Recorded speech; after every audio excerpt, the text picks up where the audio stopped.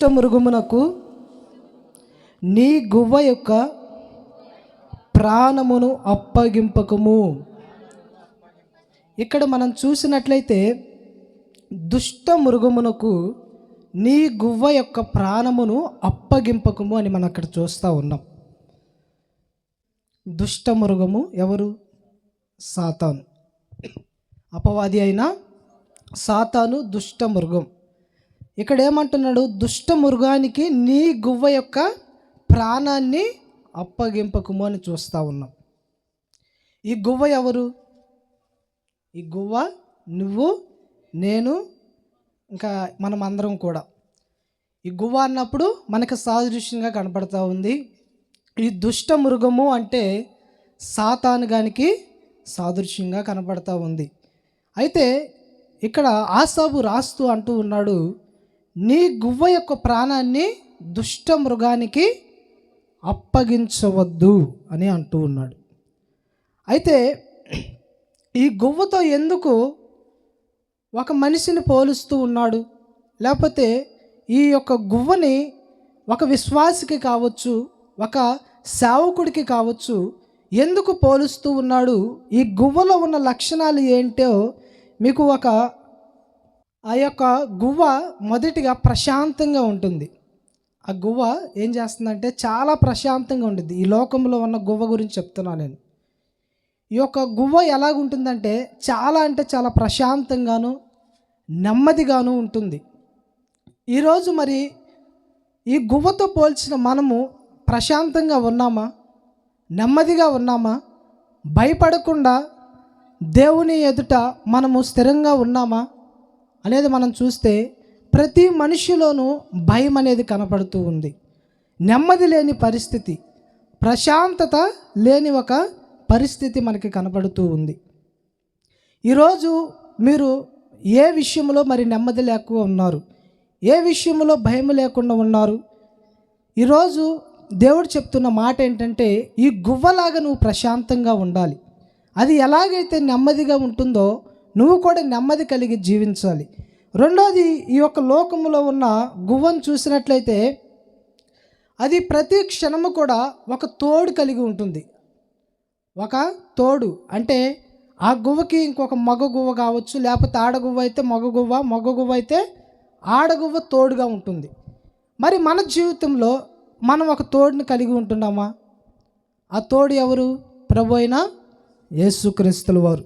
మనం ఎక్కడికి వెళ్ళినా సరే, ఏ పని చేసినా సరే, మనం ఏ కార్యము చేసినా సరే దేవుణ్ణి మన వెంట పెట్టుకొని ఆయన్ని మనల్ని తోడు రమ్మని చెప్పేసి, నీ సన్నిధి నాతో ఉంచాయని చెప్పేసి ఈరోజు నువ్వు నేను అడుగుతున్నామా? దేవుడు తోడు మనం కలిగి ఉన్నామా? ఈ గువ్వంట తోడు కలిగి ఉంటుంది. రెండవ గువ్వ తోడుగా ఉండి ఎక్కడికి వెళ్ళినా సరే రెండు గువ్వలు కలిసి వెళ్తాయి. అందుకే యేసు ప్రభుల వారు శిష్యుల్ని సువార్తకు వెళ్ళమని చెప్పినప్పుడు ఏం చేశాడు? దేవుని మాటలు ప్రకటించమని చెప్పినప్పుడు ఏం చేశాడు? ఇద్దరిద్దరుగా పంపించాడు కదా, అవునా కాదా? ఆయన ఇద్దరిద్దరుగా పంపించినట్లుగా మనం చూస్తూ ఉన్నాం. మన జీవితంలో కూడా మనకి ఒక తోడు కావాలి. మూడవదిగా ఏంటంటే అది ప్రేమ కలిగి ఉంటుంది. మన ప్రేమ కలిగి ఉంటున్నామా? సహోదరుల ఐక్యత, ప్రేమ మన జీవితంలో కనిపిస్తూ ఉందా? ఈ యొక్క గువ్వ మూడవదిగా ప్రేమ కలిగి ఉంటుంది. తన యొక్క తోడు పట్ల కావచ్చు, ఎదుటి వారి పట్ల కావచ్చు, ఒక ప్రేమ కలిగి అది నడుచుకునే గువ్వగా ఉంటుంది. మరి మన జీవితంలో వారి ఎదుట మనతో మరి ఎలాగ ఉంటున్నారు? మీరు మీ భర్త ఎడల మీరు ప్రేమ కలిగి ఉంటున్నారా? మీ యొక్క పిల్లల ఎదుట మీరు ప్రేమ కలిగి ఉంటున్నారా?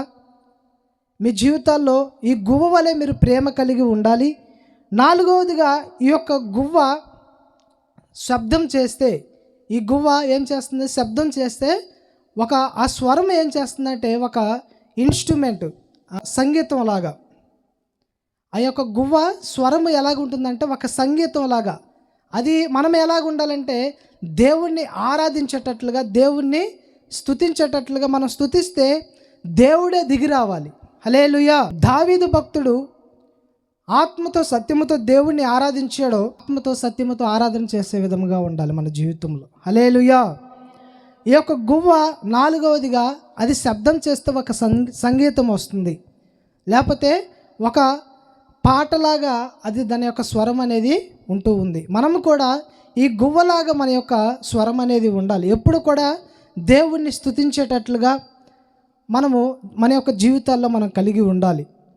ఐదవదిగా మనం చూసినట్లయితే ఈ గువ్వలో అపాయం చేసినా దాన్ని నువ్వు కొట్టినా సరే అది మౌనంగా ఉంటుంది.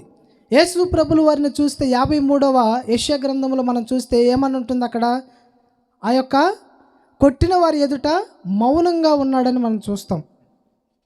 నా జీవితంలో కూడా మనము కూడా ఏంటంటే మనకి ఎలాంటి పరిస్థితి వచ్చినా సరే, మనం సువార్త చెప్పడానికి వెళ్ళినా, దేవుడి మాటలు ప్రకటించడానికి వెళ్ళినా, మన మీదకి విరోధంగా లేసారా వారి ఎదుట మనం తగ్గించుకొని మనం వారికి సమాధానం చెప్పి సమాధానంతో వారి ఎదుటి నుంచి మనము వచ్చేటట్లుగా ఉండాలి.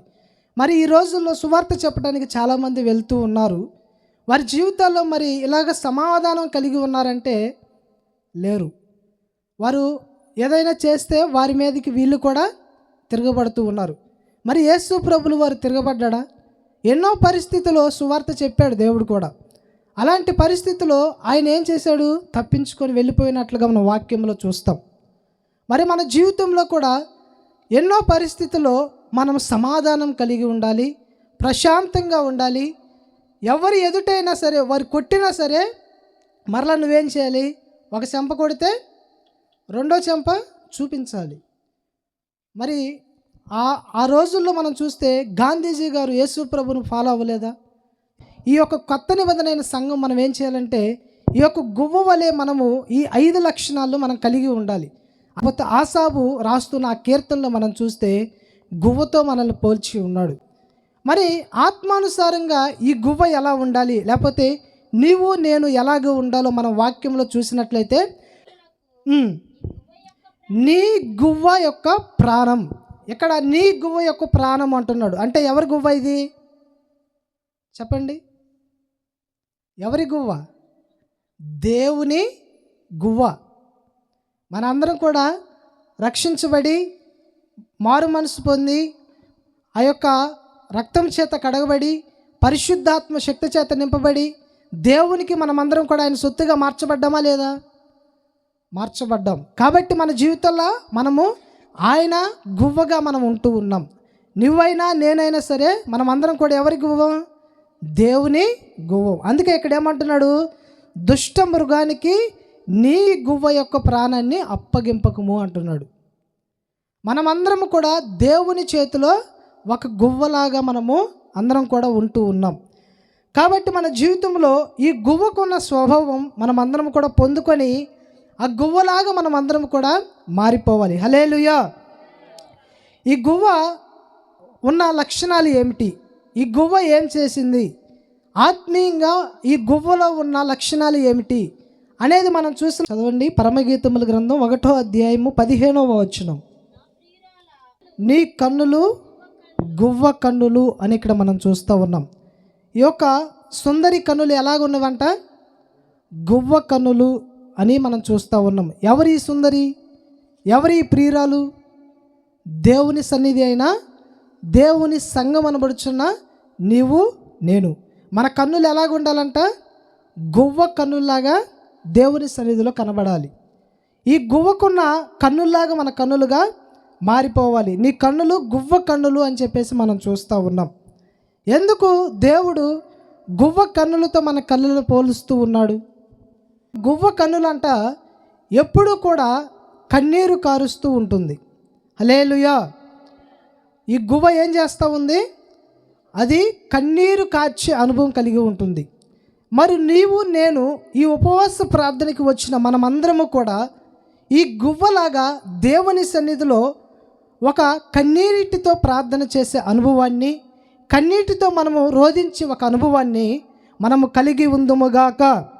హల్లెలూయా. ఈ గువ్వ కన్నులు ఎలాగున్నాయని మనం చూస్తే అది ఎప్పుడు కూడా కన్నీరు కార్చే ఒక అనుభవం. ఎప్పుడు కూడా కన్నీరు కారుస్తూనే ఉంటుంది. మీరు పావురాన్ని ఎప్పుడైనా చూసారా? పావురాన్ని చూస్తే ఎప్పుడు కూడా అది మూలుగుతూ ఉంటుంది, అవునా కాదా? ఎప్పుడు కూడా మూలుగుతూ ఉంటుంది. అంటే మూలగటం అంటే ఏంటంటే దేవుని సన్నిధిలో ఎప్పుడు కూడా ప్రార్థన చేయటం. ఈ గువ్వకున్న లక్షణం, పావురానికి ఉన్న లక్షణం చూస్తే రెండు కూడా ఈక్వల్గా ఉంటాయి. ఎప్పుడు కూడా వాటి కళ్ళల్లో నుంచి కన్నీరు కారుతూనే ఉంటాయి. మరి దేవుని సన్నిధికి వచ్చిన నీవు నేను దేవుని సన్నిధిలో కన్నీటి కార్చి ప్రార్థన చేస్తున్నామా? చెప్పండి.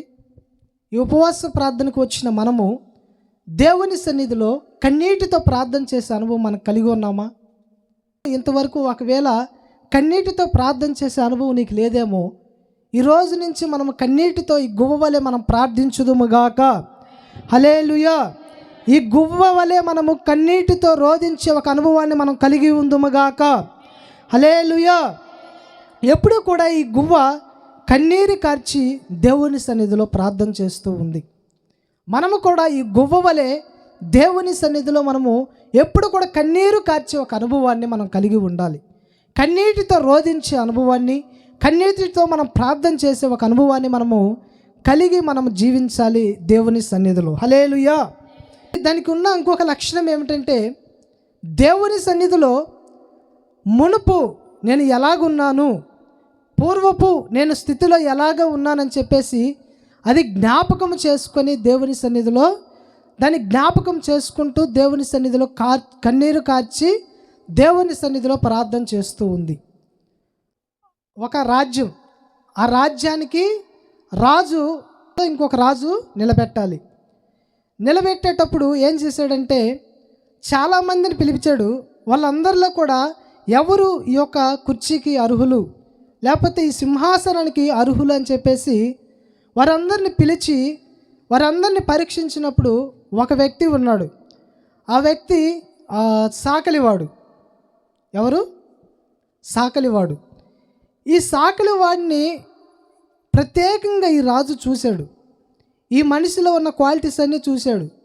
ఆయన తగ్గించుకోవటం కావచ్చు, ఆయన ఎదుట భక్తిగా ఉండటం కావచ్చు, ఇవన్నీ కూడా చూశాడు. మిగతా వారందరూ కూడా గర్వంగా నాకేంటి, నేను మంచి స్థితిలోనే ఉన్నాను, నాకేం తక్కువ, ఈ రాజా ఆ యొక్క సింహాసనం నాకెందుకు అన్నట్లుగా వారు వచ్చారే, కానీ వారి మనసులు అనేది దాని మీద లేవు. కూడా వెళ్ళినప్పుడు ఆయన తగ్గించుకొని ఆ రాజు ఎదుట కనబడినప్పుడు ఆ రాజు సింహాసనాన్ని ఒక ఉన్నతమైన స్థాయిలో నిలబెట్టిన తర్వాత ఆ రాజు తనకు చేసిన సహాయాన్ని ఎప్పుడు కూడా మళ్ళీ జ్ఞాపకం చేసుకుంటూ ఉంటాడంట. ప్రతిరోజు సాయంత్రం అవ్వగానే ఒక పెట్టెలో తన యొక్క బట్టలన్నీ కూడా ఆ పాత ఇప్పుడు రాజు అయిన తర్వాత అయ్యే బట్టలు వేసుకుంటారా? వేసుకోరు కదా. ఒక రాజు స్థానంలో ఉన్న తర్వాత తన యొక్క స్థితి మారిపోతుంది, తన యొక్క జీవితం మారిపోతుంది. ఆ బట్టలన్నీ కూడా ఏం చేశాడంటే ఒక పెట్టెలో దాచి ఉంచాడు. అలాగా మనమైతే ఏం చేస్తాం చెప్పండి? మనం ఏం చేస్తాం? పడేసి ఇంకా దానికి నాకు సంబంధం లేదన్నట్టుగా ఉంటాం. కానీ ఈ యొక్క సాకిలవాడు చేసిన పని ఏంటంటే దేవుని సన్నిధిలో ఆయన యథార్థంగా ఉన్నాడు. ఆ రాజు ఎదుట యథార్థంగా ఉన్నాడు. యథార్థంగా ఉండటాన్ని బట్టి ఆయనకి ఆ రాజు పోస్ట్ని ఇచ్చాడు. దాని తర్వాత ప్రతిరోజు సాయంత్రం వెళ్ళి ఆ పెట్టె తీసి ఆ పెట్టె ఎదుట ఒక గంట సేపు దేవుణ్ణి స్తుతిస్తూ ఉంటాడు. హల్లెలూయా. ఏమని స్తుతిస్తాడంటే, ప్రభువా నేను ఏ పాటి వాడినయ్యా, నాకు ఈ రాజు స్థానాన్ని ఇచ్చావు, నేను ఎంతటి వాడినయ్యా, నన్ను ఎంతగా హెచ్చించావని చెప్పేసి ఆ సాకిలివాడు దావీదు ఎలాగైతే దేవుణ్ణి స్తుతించాడో ఆ సాకిలివాడు కూడా దేవుణ్ణి స్తుతించటం వలన ఆయనకి ఆ అధికారములో స్థానములో దేవుడు కూర్చుండబెట్టినట్లుగా ఆ రాజుకి దయ పుట్టించాడు. హల్లెలూయా. మనం కూడా దేవుని ఎదుట కన్నీటితో ప్రార్థన చేసే ఒక అనుభవాన్ని కలిగి ఉంటే ఒక ఉన్నతమైన స్థాయిలో ఒక ఉన్నతమైన కార్యాలు మన జీవితంలో దేవుడు చేయునుగాక. హల్లెలూయా. ఈ యొక్క పూర్వపు స్థితిని జ్ఞాపకం చేసుకొని దేవుని సన్నిధిలో మనం ప్రార్థన చేయాలి. ఈ గువ్వకున్న లక్షణం ఏంటంటే పూర్వపు స్థితిని జ్ఞాపకం చేసుకుంటూ దేవుని సన్నిధిలో అది ఎప్పుడు కూడా మూలుగుచు జ్ఞాపకం చేసుకుంటూ ప్రార్థన చేస్తూ ఉంది. మన జీవితంలో కూడా, నీ జీవితంలో, నా జీవితంలో నువ్వు నేను కలిగి ఉండవలసిన లక్షణం ఏమిటంటే, పూర్వము నేను అయ్యా నిన్ను కలిగి ఉండలేదు, నేను ఈ లోకములో ఎన్నో అక్రమాల చేత, ఎన్నో పాపముల చేత, ఎన్నో దురాత్మ సమూహాల చేత నేను ఉన్నానయ్యా, నీ సన్నిధిలో నన్ను ఈరోజు నిలబెట్టావని చెప్పేసి నేను ప్రార్థించి ఆ పూర్వపు స్థితిని జ్ఞాపకం చేసుకొని దేవుని సన్నిధిలో మనము ప్రార్థించే కృప దేవుడు నీకు నాకు అనుగ్రహించునుగాక. హల్లెలూయా. యేసన్న గారి దగ్గర ఒక విశ్వాసి ఉండేవాడు. ఆ విశ్వాసి ఏం చేశాడంటే దేవుని మీద చాలా అంటే చాలా విరక్తి వచ్చేసింది. ఎందుకు విరక్తి వచ్చేసిందంటే, ఈ లోకానుసారంగా బ్రతికే వారందరూ కూడా ఒక ఉన్నతమైన స్థాయిలో వారు ఆశీర్వదించబడి ఒక ఉన్నతమైన స్థాయిలో వారు ఉంటూ ఉన్నారు. వారు అధికమైన డబ్బు కలిగి ఉంటున్నారు. వారు చాలా ఆనందంగా వారు బ్రతుకుచూ ఉన్నారు. అలాంటి పరిస్థితిలో యేసన్న గారి దగ్గర ఉన్న ఒక విశ్వాసి ఏం చేశాడంటే, దేవుడి మీద విసుగు వచ్చేసి, దేవుని మీద విరక్తి వచ్చేసి, ఇంకా దేవుడికి నాకు సంబంధం లేదు, దేవుణ్ణి నేను ఇంకా విడిచిపెడతాను అని చెప్పేసి విధముగా ఆయన మారిపోయి యేసన్న గారి దగ్గరికి వెళ్ళాడంట. యేసన్న గారి దగ్గరికి వెళ్ళి, యేసన్న గారు నేను దేవుణ్ణి విడిచిపెడుతున్నాను అన్నాడు. అన్నప్పుడు యేసన్న గారు ఒక చక్కటి సమాధానం ఇచ్చాడు. సరే, విడిచిపెడితే విడిచిపెట్టావు, కానీ వెళ్ళి దేవుని సన్నిధిలోనికి వెళ్ళి నువ్వు ఎలాగ వచ్చావో అలాగ మళ్ళీ దేవుని విడిచిపెట్టేసే అన్నాడు. మనం ఎలాగ వచ్చాం? ప్రార్థన ద్వారా వచ్చాం. ఆ వ్యక్తి కూడా ప్రార్థన ద్వారానే వచ్చాడు. ఒక ప్రార్థన కూటంలోనికి వెళ్ళినప్పుడే మనకి ఒక మారు మనసు అనేది కలుగుతూ ఉంది. లేకపోతే దేవుని మాటలు వినటం ద్వారా మనకి విశ్వాసం కలిగి దేవుణ్ణి మనం వెంబడిస్తూ ఉంటాం. ఆ వ్యక్తి కూడా దేవుని మాటలు విని రక్షించబడ్డాడు, ప్రార్థన ద్వారా రక్షించబడ్డాడు. ఆ వ్యక్తి యేసన్న గారి దగ్గరికి వెళ్ళినప్పుడు, నువ్వు ప్రార్థన చేసుకొని నువ్వు దేవుణ్ణి విడిచిపెట్టేసేయి నువ్వు అన్నట్లుగానే అని చెప్పి యేసన్న గారు చెప్పినప్పుడు ఆ వ్యక్తి పోయి ఇలాగే పిలిపిటి ఉంది, ఆ పిలిపిటి దగ్గరికి వెళ్ళి ప్రార్థన చేయటం మొదలుపెట్టాడు. 10 నిమిషాలు అయిపోయింది, 20 నిమిషాలు అయిపోయింది, 30 నిమిషాలు అయింది, గంట అయింది, 2 గంటలు అయింది, 3 గంటలు అయింది. అలాగ ప్రార్థన చేస్తూనే ఉన్నాడు. అయ్యా, నన్ను పూర్వపు స్థితిలో, నేను ఈ లోకములో నశించిపోయే నన్ను నువ్వు రక్షించావు కదా ప్రభువా, ఎన్నో ఆశీర్వాదాలు నేను చూశాను కదా ప్రభువా, ఎంతో నన్ను ఆశీర్వదించావు. ఈ లోకములో ఎప్పుడో నేను మరణించవలసిన నన్ను నువ్వు జీవంతో నన్ను నింపావు కదా అని చెప్పేసి ప్రార్థించటం మొదలుపెట్టి గంట తర్వాత, 2 గంటల తర్వాత, 3 గంటల తర్వాత ఆయన కన్నీటితో ప్రార్థన చేస్తూ ఉన్నాడు. ఆ పూర్వపు స్థితిని అంతా కూడా జ్ఞాపకం చేసుకున్నప్పుడు ఆయనకి ఏమనిపించిందంటే, ఇన్ని మేలులు చేసిన ఇంత జీవాన్ని విడిచి నేను ఎక్కడికి వెళ్తానయ్యా, ఎక్కడికి వెళ్ళినా ఉన్నావు అని చెప్పేసి అంటూ ఉన్నాడు. అలాగ ప్రార్థన చేస్తూ ఇంకా దేవుని సన్నిధిలో ఆయన మొరపెట్టినంత మొరపెట్టి ఆమేనని చెప్పేసి యేసన్న గారి దగ్గరికి వచ్చాడు.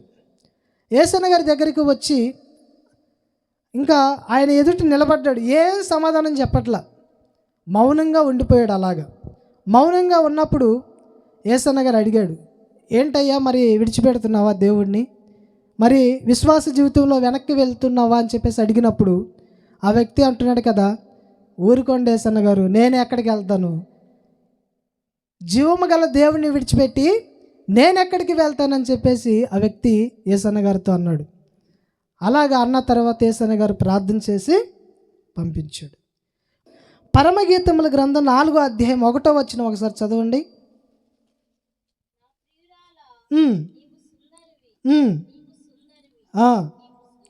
నీ ముసుగు గుండా నీ కన్నులు గువ్వ కన్నుల వలె కనబడుచు ఉన్నవి. హల్లెలూయా. ముసుగు గుండా గువ్వ కన్నుల వలె కనబడుచు ఉన్నవి అని చెప్పేసి మనం చూస్తూ ఉన్నాం. ఇప్పుడు స్త్రీలు ముసుగు వేసుకుంటారు. ముసుగు వేసుకొని ప్రార్థించేటప్పుడు ఎలా కనపడతాయి కన్నులు చెప్పండి?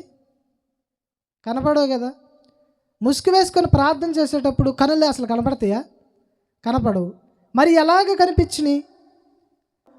మూలుగుచు పూర్వపు స్థితిని జ్ఞాపకం చేసుకున్నప్పుడు, దేవుని సన్నిధిలో మొరపెట్టినప్పుడు ఈ యొక్క ముసుగు కూడా ఏం చేయబడుతుందంటే తడిసిపోతుంది. హల్లెలూయా. తడిసిపోయినప్పుడు మన యొక్క ముఖం అనేది క్లియర్గా కనిపించింది. పాపం అనే ముసుగు దేవుని ఎదుట తొలగించుకొని మనం ప్రార్థన చేస్తామో అప్పుడు మన యొక్క కన్నులు అనేవి దేవునికి కనిపిస్తాయి. హల్లెలూయా. మన జీవితంలో కూడా ఏంటంటే మనకి దేవుని మీద విరక్తి వచ్చినప్పుడు, దేవుని మీద విసుగు పుట్టినప్పుడు నువ్వు పూర్వపు స్థితిని జ్ఞాపకం చేసుకో. ఖచ్చితంగా దేవుని యొక్క దేవుని సన్నిధిలో నువ్వు కన్నీళ్లు విడవకపోతే నన్ను అడుగు. హల్లెలూయా. పూర్వపు స్థితిని నువ్వు జ్ఞాపకం చేసుకొని దేవుని సన్నిధిలో ప్రార్థించడం మొదలుపెట్టు. ఖచ్చితంగా నీ జీవితంలో ఆశ్చర్య కార్యాలు, అద్భుత కార్యాలు, ఒక ఉన్నతమైన స్థాయిలో దేవుడు నిన్ను నిలుపునుగాక. హల్లెలూయా. రెండో మాట మనం చూసినట్లయితే కీర్తనల గ్రంథం 68వ అధ్యాయం 13వ వచనం చదువుకుందాం.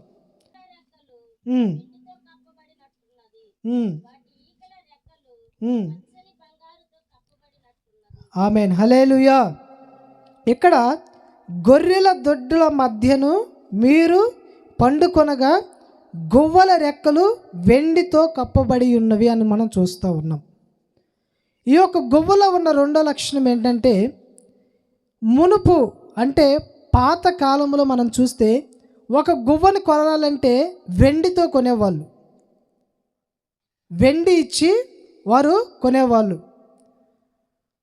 ఈ యొక్క కొత్త నిబంధన అయిన సంఘముగా పిలువబడుతున్న మనల్ని యేసు ప్రభులు వారు కూడా వెండితో మనల్ని రక్షించాడు. అంటే వెల ఇచ్చి మనల్ని కొన్నాడు. ఎలాగ వెల ఇచ్చి కొన్నాడు? ఆయన యొక్క రక్తాన్ని ధారపోసి మనల్ని కొన్నాడు. అయితే మన జీవితంలో ఎలాగైతే మనము యేసు ప్రభు యొక్క రక్తము చేత కొనబడ్డామో,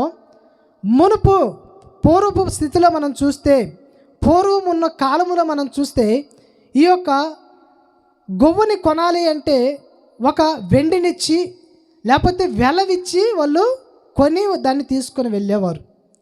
అలాగ మన జీవితంలో కూడా పాపములో నశించిపోవలసిన మనల్ని, పాప జీవితంలో మనము ఎప్పుడో నాశనం అయిపోవలసిన మనల్ని దేవుడు వెల ఇచ్చి మనల్ని కొన్నాడు. హల్లెలూయా. దేవుని యొక్క రక్తం ఇచ్చి, ఆయన యొక్క రక్తము చేత మనల్ని కొని ఈ యొక్క గొర్రెల దొడ్లే అనబడడానికి మనల్ని తీసుకొని వచ్చి స్థిరపరిచి మనల్ని ఒక పునాదిగా మనల్ని నిలబెట్టి ఉన్నాడు. హల్లెలూయా. ఈ యొక్క గొర్రెల దొడ్డల అని చెప్పేసి అన్నప్పుడు అది సంఘానికి సాదృశ్యంగా కనపడతా ఉంది. రెండవదిగా మనం చూసినట్లయితే వెండి అని చెప్పినప్పుడు ఇది ఒక వెల ఇచ్చి కొనటానికి, లేకపోతే యేసు ప్రభులు వారి యొక్క రక్తం ఇచ్చి కొనటానికి, బానిసత్వములో ఉన్న మనలని, పాపములో నశించిపోవలసిన మనలని దేవుని యొక్క రక్తం చేత మనల్ని కడిగి శుద్ధి చేసి ఈ యొక్క రక్తం చేత మనల్ని కొని ఉన్నాడని చెప్పేసి మనందరికీ కూడా తెలుసు. ఇవి వెండితో కప్పబడి ఉండటం అంటే ఏంటి? వెల ఇచ్చి మనల్ని దేవుడు కొని దేవుని యొక్క సన్నిధిలో మనల్ని కూడా నిలబెట్టి ఉన్నాడు. కాబట్టి మన జీవితంలో ఎప్పుడు కూడా మనం జ్ఞాపకం చేసుకోవాలి, ఆయన రక్తం చేత మనమందరం కూడా కొనబడ్డాము, ఆయన రక్తం ఇచ్చి మనల్ని దేవుని సన్నిధిలో నిలబెట్టి ఉన్నాడని ప్రతి ఒక్కరు కూడా జ్ఞాపకం చేసుకుంటూ దేవుని సన్నిధిలో మనం మొరపెట్టే విధముగా దేవుని సన్నిధిలో మనం ఉండాలి. మూడవదిగా మనం చూసినట్లయితే అక్కడ బంగారుతో కప్పబడి ఉన్నట్లుగా మనం చూస్తూ ఉన్నాం.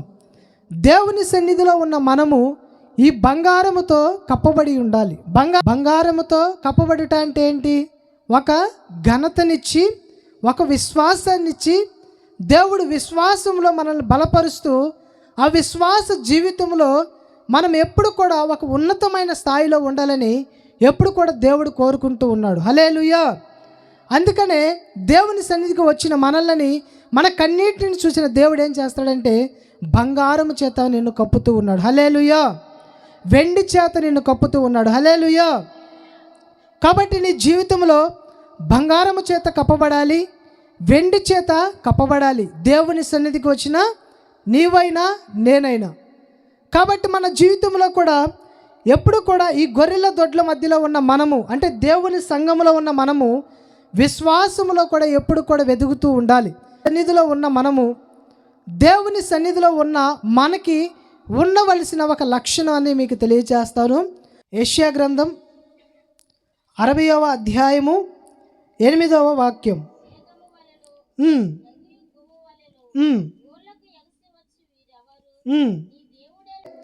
ఈ యొక్క గువ్వ ఏం చేస్తుందంటే మేఘము వలె ఎగయి వస్తూ ఉందని చెప్పేసి మనం చూస్తూ ఉన్నాం. ఎక్కడికి వస్తుంది? తన యొక్క గూడికి. మనము కూడా దేవుని సన్నిధిలో ఉన్న మనము దేవుని సన్నిధిలో నిర్లక్ష్యముగా ఉండకూడదు. ఒక వేగము కలిగి, ఈ గువ్వ ఎలాగైతే వేగము కలిగి దేవుని సన్నిధిలోనికి లేకపోతే తన యొక్క గూడులోనికి వస్తూ ఉందో, మన జీవితంలో కూడా దేవుని సన్నిధికి వచ్చేటప్పుడు దేవుని సన్నిధిలో ఉన్న మనము దేవుని సన్నిధికి రావటానికి ఎలాగుండాలంటే త్వరపడుచు మనం దేవుని సన్నిధికి వచ్చేవారిగా మన జీవితంలో మనం ఉందుముగాక. హల్లెలూయా. ఈ గువ్వ ఎలాగైతే ఎగసి వచ్చి దేవుని సన్నిధిలో ఉంటూ ఉందో, మనము కూడా దేవుని సన్నిధిలో ఒక ఎగిరే అనుభవాన్ని మనం కలిగి ఉండాలి. ఎగిరే జీవితాన్ని నీవు నేను కలిగి ఉండాలి. ఎగిరి వచ్చి ఏం చేస్తూ ఉందంటే గుడారాములోనికి వచ్చి అక్కడ నివాసం చేస్తూ ఉంది. తన యొక్క గూడులోనికి వచ్చి అక్కడ నివాసం చేస్తున్నట్లుగా మనం చూస్తూ ఉన్నాం. మన జీవితంలో కూడా మనము ఎగసి వచ్చి వేగముగా వచ్చి దేవుని సన్నిధిలో మనము నివాసము చేసేవారిగా ఉండాలి. అందుకే దావీదు భక్తుడు అంటాడు కదా, చిరకాలము యెహోవా మందిరములో నేను నివాసము చేస్తాను. కాబట్టి మన జీవితంలో నీవు నేను దేవుని సన్నిధిలో నివాసము చేయటానికి ఎలాగ ఉండాలంటే ఎగిరి వచ్చే ఒక అనుభవం, వెగసి వచ్చే ఒక అనుభవం, అంటే వేగముగా వచ్చే అనుభవాన్ని మనం కలిగి ఉండాలి. హల్లెలూయా. దేవుని సన్నిధిలో మనము ఈ యొక్క ఎగసి వచ్చే అనుభవాన్ని మనం కలిగి ఉంటే దేవుడు ఒక ఉన్నతమైన జీవితాన్ని మనకు అనుగ్రహించునుగాక. ఈ యొక్క ఎగిరే అనుభవం అంటే ఏంటంటే దేవుని యొక్క ఆత్మను పొందుకోవటం. దేవుని యొక్క ఆత్మను పొందుకొని దేవుని సన్నిధిలో ఎప్పుడు కూడా ఆనందించి చిరకాలము దేవుని సన్నిధిలో మనము నివాసము చేసేటట్లుగా దేవుడు మనందరికీ కూడా కృపనిచ్చి బలపరచునుగాక. హల్లెలూయా. దేవుని సన్నిధిలో మనం ఇలాగ జీవించినట్లయితే ఆమేన్. హల్లెలూయా. దుష్ట మృగానికి నీ ప్రాణమును అప్పగింపకము. ఎప్పుడు ఈ యొక్క దుష్ట మృగానికి మన ప్రాణాన్ని అప్పగించడంటే దేవుని సన్నిధిలో ఉన్నప్పుడు, దేవుని సన్నిధిలో మనము ఎగసి వచ్చి వేగముగా వచ్చి త్వరపడుచు వచ్చి దేవుని సన్నిధిలో నివాసము చేసినప్పుడు సాతాను గాని చేతికి మనల్ని దేవుడు అప్పగించకుండా దేవుడు ఒక కృపని దేవుడు మనకు అనుగ్రహిస్తాడు. అంత మాత్రమే కాదు, దేవుని సన్నిధిలో మనం మొరపెట్టినప్పుడు, దేవుని సన్నిధిలో మనము కన్నీటితో ప్రార్థన చేసినప్పుడు సాతాను గాని యొక్క చేతికి మన యొక్క ప్రాణాన్ని దేవుడు అప్పగించకుండా దేవుడు అటువంటి కృపను మనకందరికీ కూడా అనుగ్రహించి నడిపించునుగాక. హల్లెలూయా. మూడవ విషయాన్ని మీకు తెలియచేసి నేను ఈ యొక్క వాక్యాన్ని ముగిస్తాను. ఇర్మియా గ్రంథం 8వ అధ్యాయము 7వ వచనం.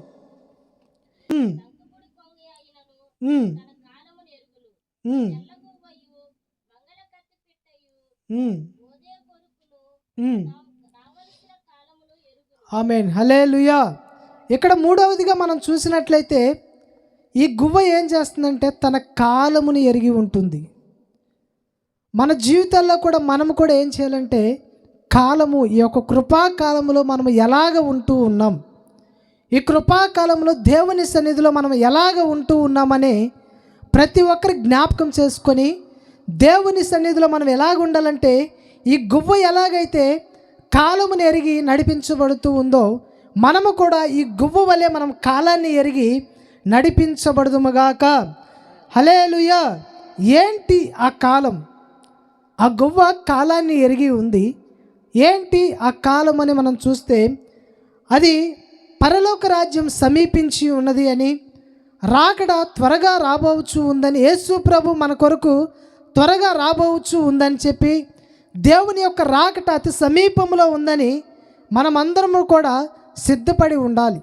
ఈ యొక్క గువ్వ ఎలాగైతే తన యొక్క గూడుకు రావటానికి సిద్ధముగా ఉండి వేగముగా తన యొక్క గూడుకు వస్తూ ఉందో మన జీవితాల్లో కూడా మనం ఎలాగ ఉండాలంటే ఈ గువ్వ ఎలాగైతే కాలము నెరిగి సిద్ధ మనసు కలిగి ఉంటుందో మనము కూడా దేవుని యొక్క రాకట సమీపముగా ఉంది అని, ప్రభులు వారి మన కొరకు రాబోతూ ఉన్నాడని ఈ యొక్క సిద్ధపాటు మనసు మనం కలిగి ఉండి దేవుని సన్నిధిలో మనము అలాంటి కృపను మనం పొందుకొని కాలమును ఎరిగి కాలము ప్రకారముగా మనం నడిపించబడదుముగాక.